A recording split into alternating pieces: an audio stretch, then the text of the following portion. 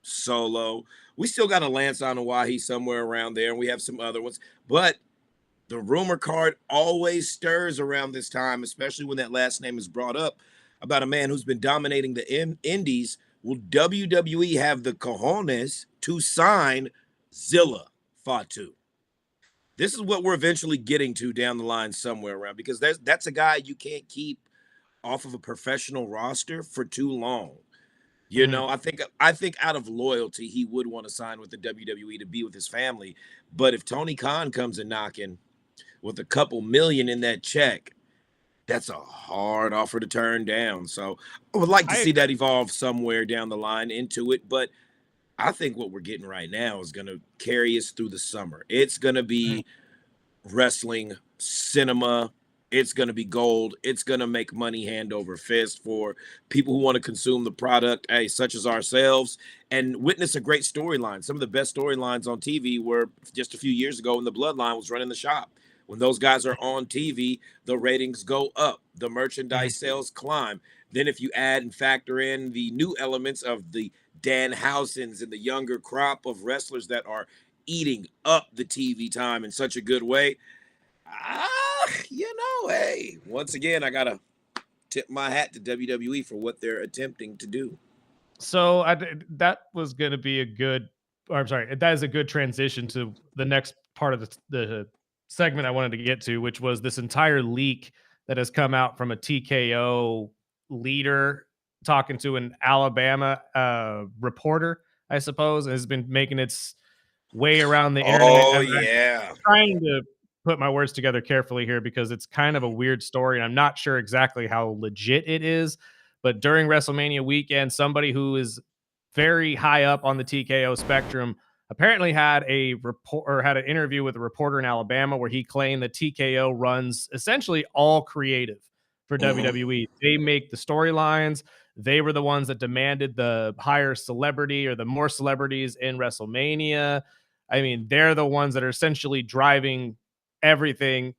So if that is the case, and wrestling fans not very happy hearing this, if that is the case, do we give credit to Paul for this, or do we give credit to TKO? And also, do we give blame to TKO? Because a lot of the negativity that has been around wrestling right now has been because of decisions that TKO has made.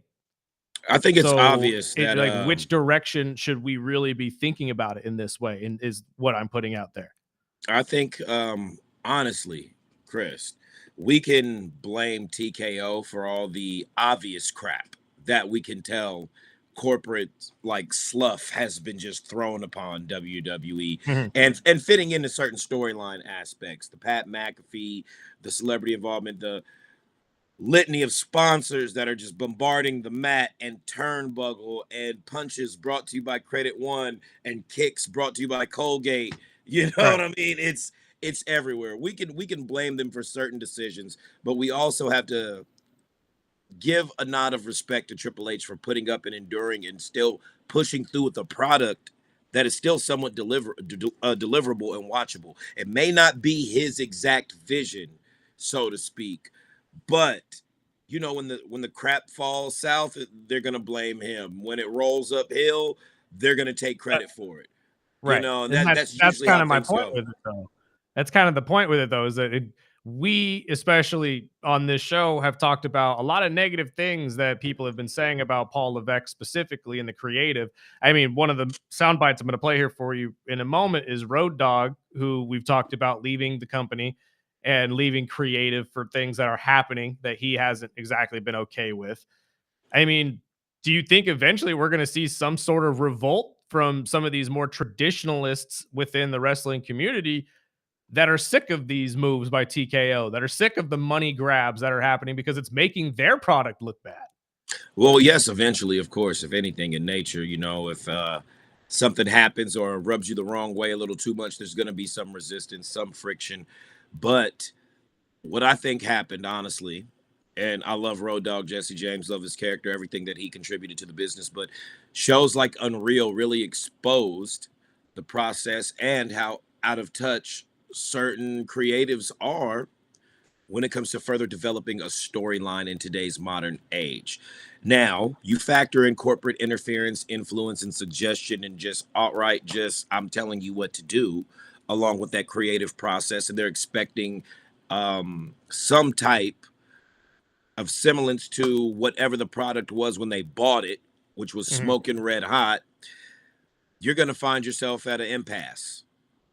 I was allowed to do this previously, but you want me to do this but under these certain guidelines, and it does not work. This is where we're seeing the friction happen. And shows like Unreal just showed that P.S. Michael Hayes, Road Dogg, when they're at an impasse, there they go. I believe this is from one of the sound bites where he said, he was quoted as saying, "I felt like I was doing nothing. I was taking a check for doing nothing." Exactly. That's exactly what somebody who thrives off of creative feedback, that loves and is very passionate about the business, will eventually feel like once your hands are tied behind your back and you're essentially a paid yes man. And that's what he felt like. So I see this happening more often, especially internally within the company, where you have people that are around Paul Levesque that are writers that have experience. They're going to feel like they're being just one-shotted right out the door or not listened to. And it might even be feelings from Paul Levesque himself to the upper brass of TKO about just let me do my job. Let these guys do their job. As we've seen with Roman Reigns and CM Punk, if you just give them time, it doesn't matter what's said beforehand. These guys will give you a WrestleMania moment. That match really felt like the WrestleManias of old. And it was great to share with you guys. Sparky, man, great pizza, great cookies, man. We snacked like we were 17-year-olds. I still got heartburn. It was a great WrestleMania. I was just about to say, I've had heartburn for like 2 days. I tried eating yesterday, and my body said no. We went all off the meal prep train, just right off the cliff. But it was again, we have to remember that we're 30 plus years old and you can't be eating like that no more, but it is what it is. But I bring this up again. We could play the Road Dogg biter. We don't have to, since we've already pretty much explained what he said, but that is kind of my issue with all of this, is that if it is true that TKO is running the whole shebang, especially creative, and we're hearing old school wrestlers like Road Dogg coming out and saying, I wasn't even given, the right to give my opinion on a story. Like, that tells me that's a company coming in and changing the whole idea of what's going on. They don't fully understand what they have their hands on here, but for some reason they believe they could do it better. And it necessarily hasn't worked. Like, I agree with you. I think we need to give credit to the wrestlers and to Paul and all that for putting a watchable product out there. But I fear that TKO is taking the ship and trying to steer it towards what AEW was doing at one point and what everybody was hating on them for, which was becoming pretty much a corporate wrestling company that didn't give a damn about wrestling itself. It was more looking to just make money. Well, and I can go ahead. Really a problem. No, I'm just saying that's a problem. I mean, wrestling fans will revolt, if not the wrestlers themselves. Well, despite all the praise we gave WrestleMania, we could also turn the page and criticize some things about night one. As far as the IWC and how they felt about it, the internet wrestling community, some people called it commercial mania. Seeing as how we had a total of maybe 15 to 20 minutes combined of wrestling matches, and everything held under 8 to 7. We got some length with a couple of matches on night one, but night one, I felt, honestly, the way it was booked was just a warm-up for night two. I get that. Smash as many commercials as you can in that. You guys have a quota to meet. It's business. But still, I think the biggest complaint that was heard were matches aren't getting enough time. We see this in the PLE. We've seen this in the PLEs over this year since TKO has really inserted themselves into WWE business. And I think the WrestleMania fruition of where that all came together was just obvious an oversaturation of product placement once again. We're not getting enough time to actually let these wrestlers warm up in the ring, so to speak, and get a good chain of events going that keeps the fan in awe or gasping or eyes glued to what's happening in the center of that square circle. It's almost to a point now where they're listening to the fans and not trusting the creative intentions that the guy that they hired to run it has. So if Triple H is like, they do this all the time, where did Triple H learn a lot of this from? Vince, and just his own common sense, and a combination of both with experience over the years in the business on how fast the business moves. I think we're also seeing a confliction of just entities and ideas. TKO has A, C, B, D, whatever, like the multiple choice, and they're just going down the scroll and picking abracadabra. They're not even reading the questions. They're like, oh, this looks good, this looks good, this looks good, without knowing how these things work or how much time sometimes a storyline will take to. While he's gone, I will say I was a big fan of night one. I know there was always going to be something we can critique. Yeah, of course. I know there's been some reports even coming back to the last UFC or MMA fight and boxing matches on Netflix, but Netflix guy came out and said a lot of these big commercial breaks or too many commercial breaks is part of their contract as makeup goods from past sporting events like the NFL that from Christmas that they didn't get to, and under contract that they have a bunch of make goods, and all of us being in radio, we know what those means, but it's I mean, the same thing. I was a big fan of WrestleMania this year. I know there's going to be a lot of changes, and I think they maybe didn't know what they bit into when they went bigger, moving away from Peacock and going to this Netflix account. Should have just kept their own app. They're going into things that they can't control.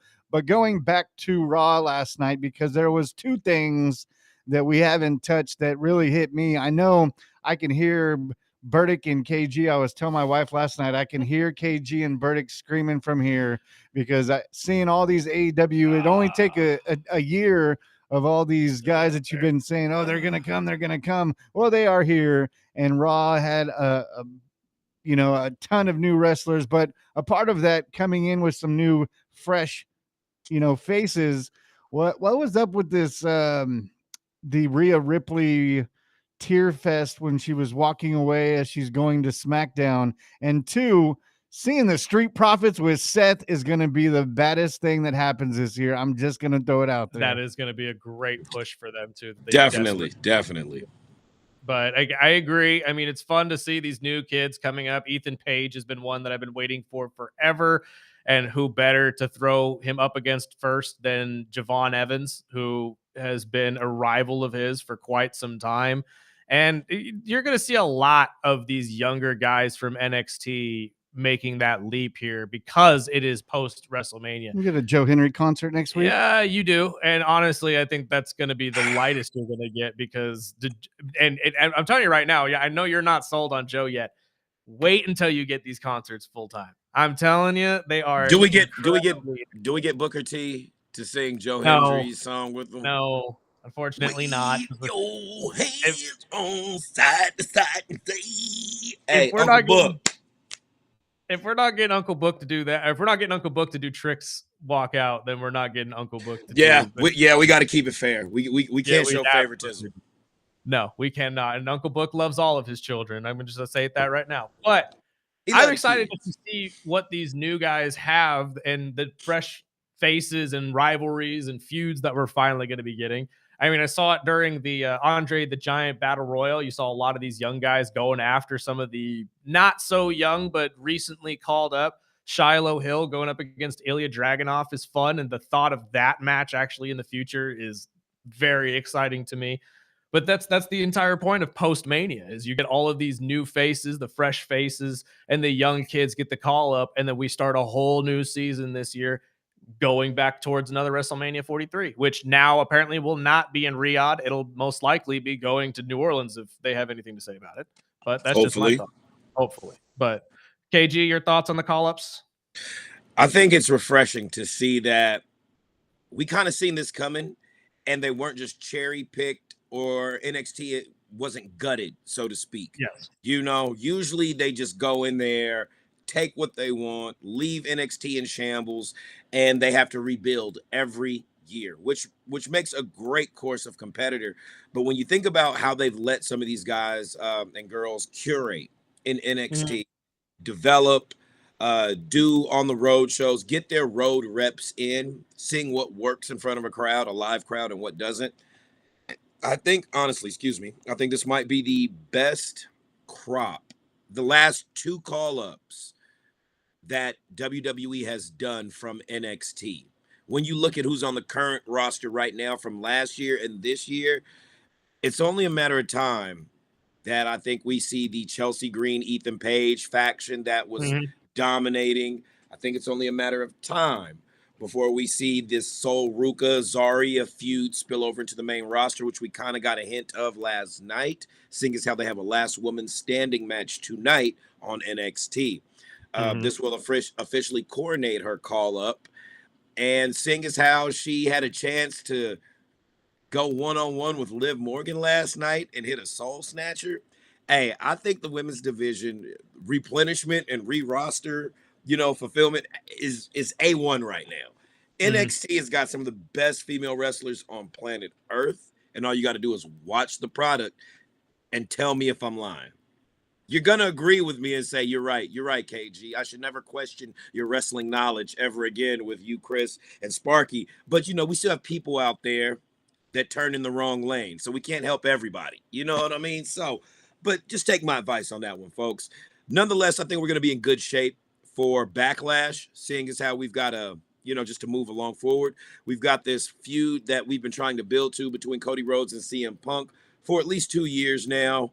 And I think we're finally starting to get some wiggle room in that direction as far as, hey, call your shot, champ.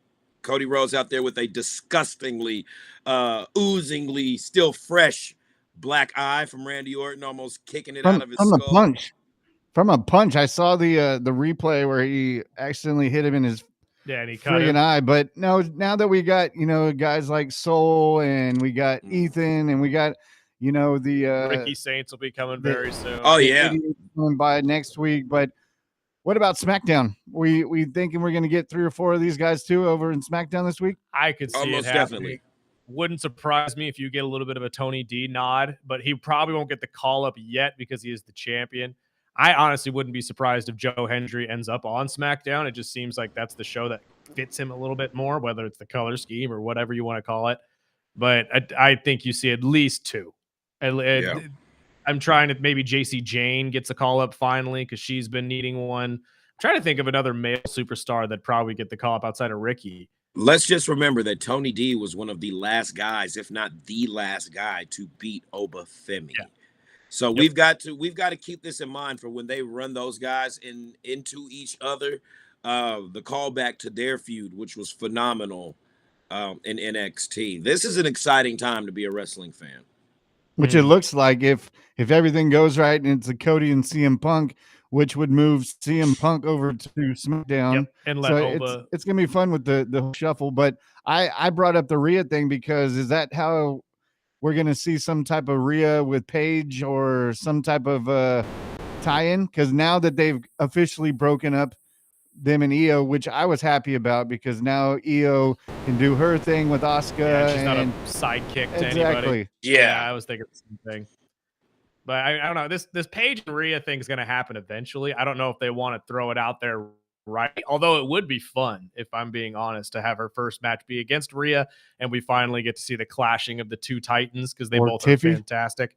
And Tiffy would be a great one as well. Tiffy and Rhea would be a fantastic feud, especially with just the clashing of personalities and styles. I don't know where they're going to take her next. I think that Jade probably gets one more shot at it because former champion usually gets a rematch clause. But outside of that, it's going to be really hard for me to understand or to pick anybody else to really take a shot at that belt on Rhea outside of a Tiffy or a Jade Cargill. Yeah. So that's just my personal opinion. Quick question before we get out of here. Now with WrestleMania nights 1 and 2, what were your guys' opinion on night 1 versus night 2 real quick before we slide out? Night 2 was definitely better, but I think that's by design. I told you on the way to Sparky's house on Sunday, night 1 was meant to make you wanting more. And I think people need to start realizing that these 2-night PLEs, you need to take it like a 2-night or season finale of whatever show you're watching.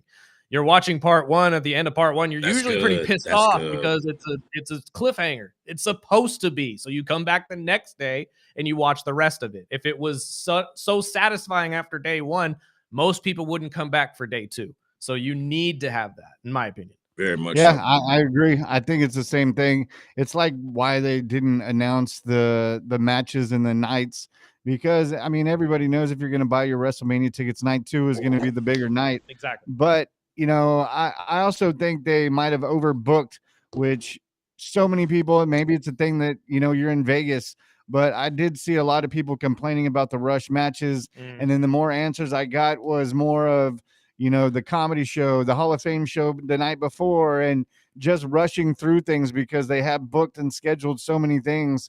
And I think that's what the problem was. I think with any live sporting event, sports, entertainment, TV, anything, people are going to complain. But I personally was a fan of night 1, and obviously night 2 was way better. But again, I think that was by design. It had you get 2 nights of fresh wrestling, on a PLE. I mean, as a wrestling fan, I'm not going to complain. No. And honestly, all of the night 2 matches made up for anything in night 1, if I'm being honest. And that includes Trick and Sammy, which was easily the weakest link, but at the same time, not because it didn't hold its own weight. It was a fantastic match.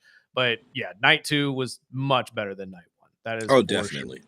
Yeah. And then real quick before we let you go, thoughts on Brock Lesnar's retirement and just everything we heard. He was supposed to make an appearance last night. I don't know if I saw that part of the episode though. Did he make one? Not at all. Not at all. So. Well, we were all in shock, I think, just nonetheless by how the match. We knew it was a possibility that Brock still could win because it's Brock Lesnar, but I think the way that he lost clean and giving back to the business and to a talent that he feels deserves it was just shocking overall. Now that it's all sunk in and we've had like a day or 2 for it to stew and marinate, nobody's seen that coming. Not even the executives. Brock calls his own shots. When he threw up the X, I thought maybe it was an injury thing, but no, it was no, this is a for real. Paul, get in the ring. Let me give you a hug. Let me share this with you. Yeah, this is off script. Yeah, and what it came down to with me, I felt like, Brock works with who he wants to work with.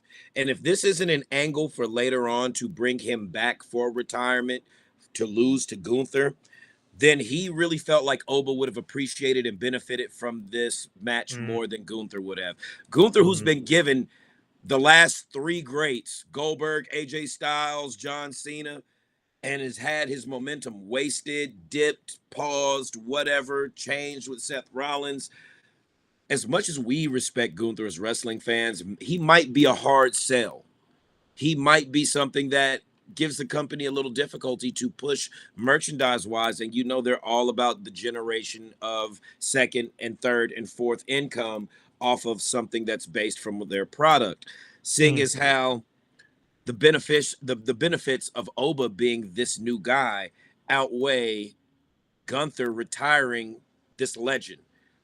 And then again, maybe Brock just didn't want to do the job to Gunther. We don't know. Maybe he felt like WrestleMania is a more fitting ending to my career than going home in Minneapolis and calling it quits at SummerSlam.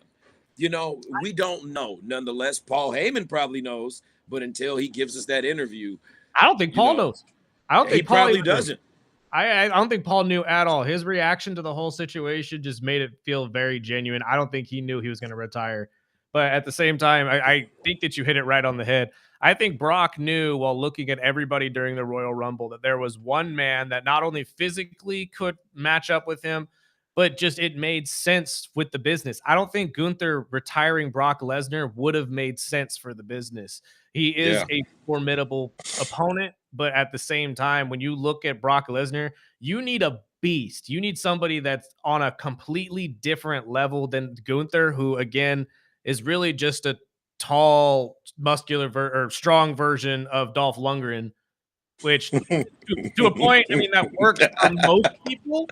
But when you're talking about Brock Lesnar, you need somebody of the size and caliber of Obafemi. So it was just perfect. And I think he knew at that point too, there's no other opponent that's going to make this look better. I'm out. We're done. Like, this is where I'm going to bring it up. So I agree with you. It was very honorable of him to let that happen. You know, most guys' egos at that time in their career won't let them put somebody over or move the business forward. But in reflection, I don't think we can ever say that about Brock Lesnar.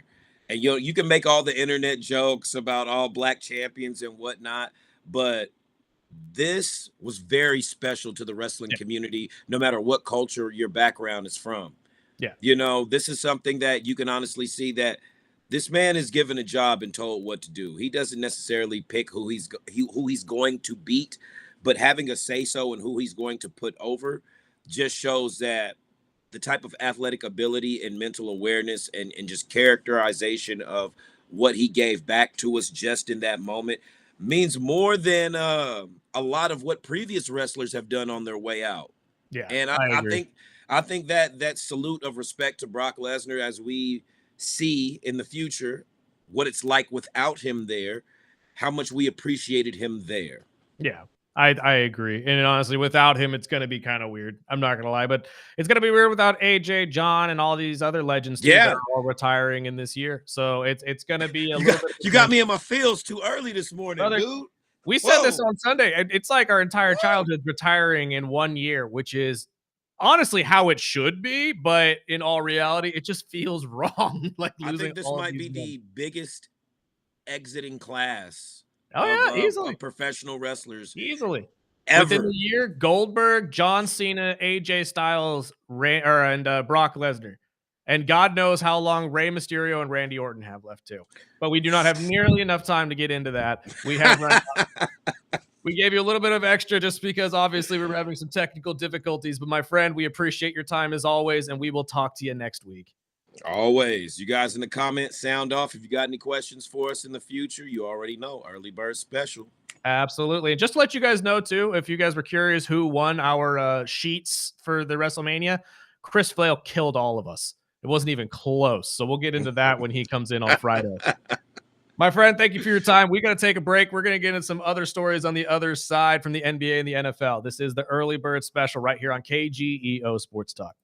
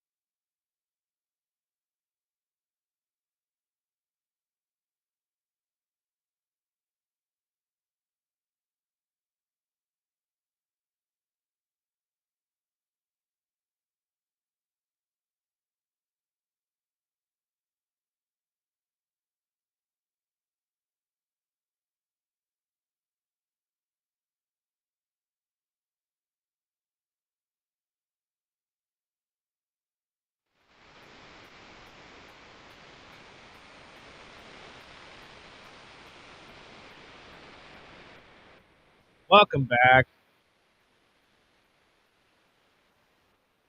Early Bird Special right here on KGEO Sports Talk 101.1 FM. Want to thank Shawna Byers and our guy Kimble Woods joining us today.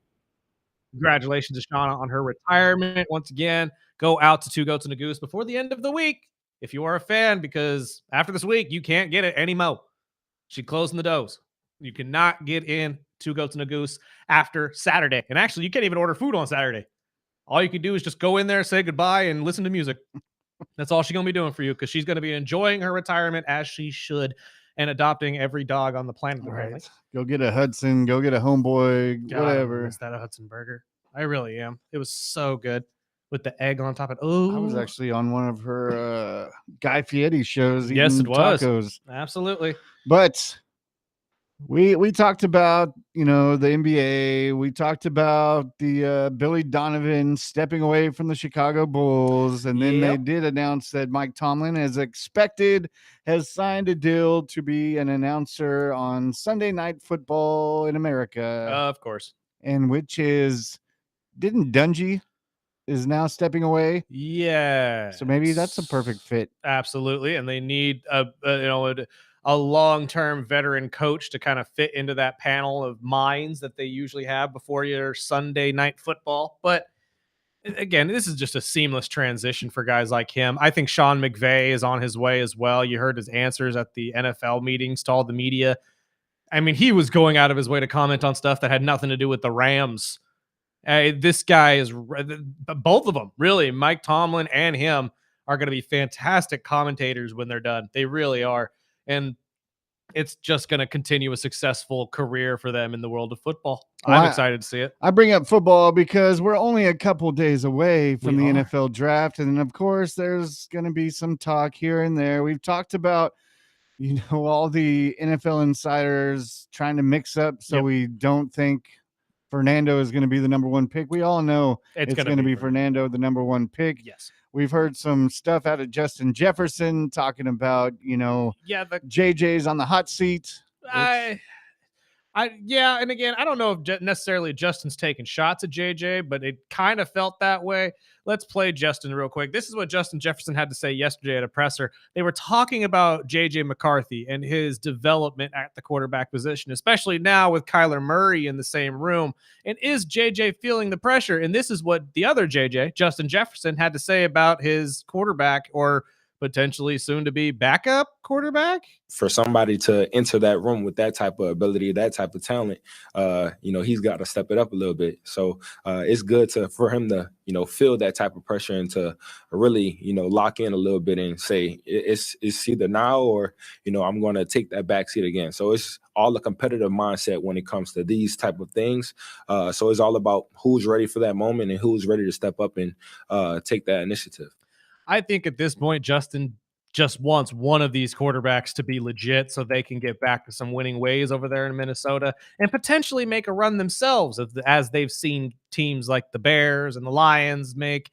I think that he's pretty freaking frustrated that he hasn't been able to have a quarterback at the same caliber as, and I can't believe I'm about to say this, Kirk Cousins.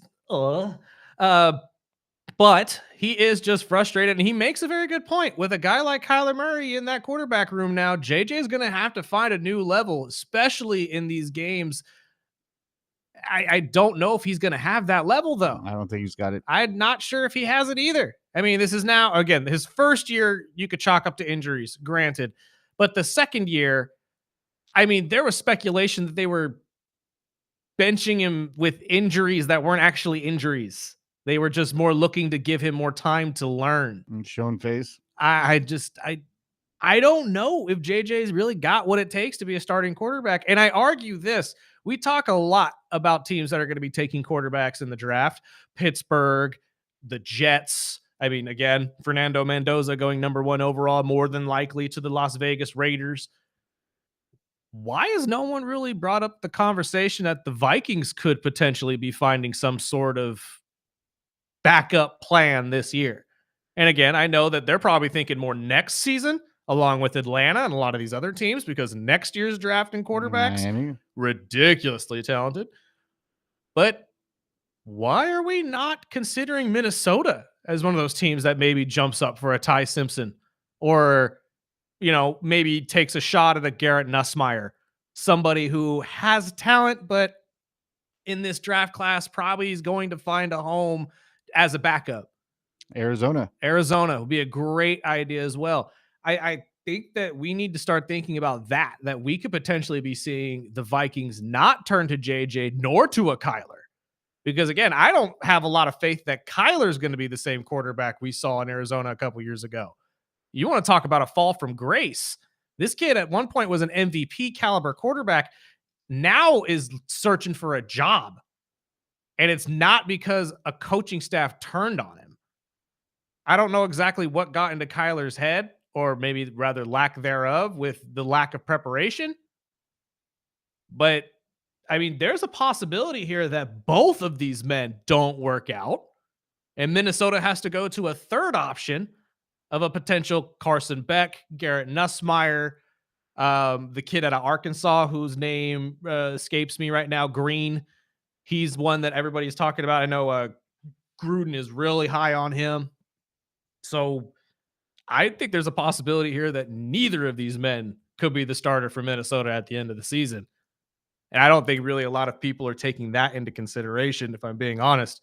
And the other talking point that we've talked about so often that honestly, I didn't think we would really need to talk about this anymore, because we've already explained to you why we haven't seen a trade for AJ Brown. It's not going to happen until after June. We broke that down for you guys weeks ago.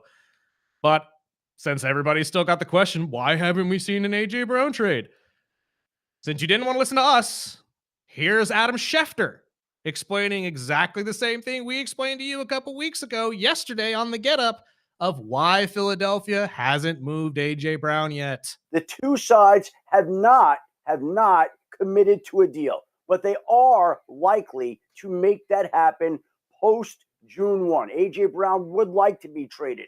The Philadelphia Eagles are open to trading him. The New England Patriots have wanted him all along. It's hard to see another team jumping in, but you never know what could happen over the course of the next 5 or 6 weeks. But there is that relationship that exists between the Patriots head coach, Mike Vrabel, and A.J. Brown. And now it'll be interesting to see if the Philadelphia Eagles would look to address the wide receiver position in the draft this week, or whether they feel it's sufficient to have gone out and signed Elijah Moore, Hollywood Brown, and traded for Dontavian Wicks.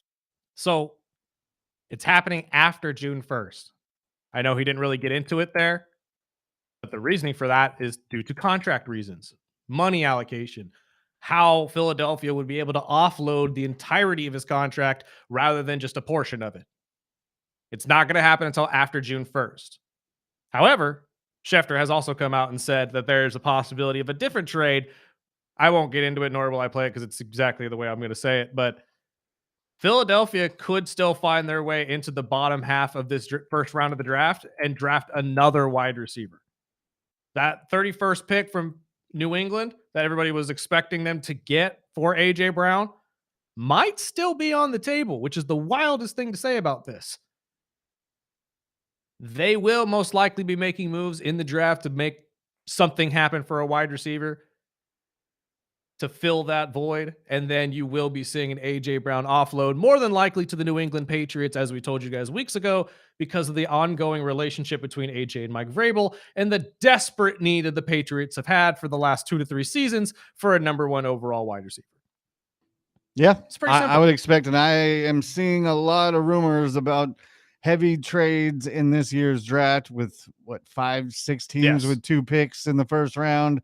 I've also read recently this morning when I was prepping, Schefter was talking about Kansas City is moving in. Mm-hmm. They want to move into the top 5, and they've been in some heavy discussions with Arizona to get them out of the top 5. So I'm like, whoa, they've got a running back now. What are they looking at? Well, again, maybe an offensive lineman to fill a need for them as well, because their offensive line has looked like, well, again, I can't use the word I want to, but they haven't looked great. So if you're looking to retool that offensive line, this might be the draft to do so. I'm not sure how many superstar linemen there are going to be, but there's going to be a ton of pretty solid and steady starters in this draft for the next couple years. And I don't think necessarily Kansas City is looking to not capitalize on that. They don't need a quarterback, and they definitely don't need Jeremiah Love, although a lot of teams don't, and they're still looking. I think he's going to Tennessee. I keep hearing the Giants might pick him up. It's like, you guys got Cam Scattaboo. You don't need two. Oy. We got to get out of here for the day. Join us tomorrow, 7 to 9. We'll get into some more of these stories, including Draymond Green answering the question of Steve Kerr. Is he going to be the coach for the Warriors next year? We'll let you know tomorrow. Sparky, let's get out of here.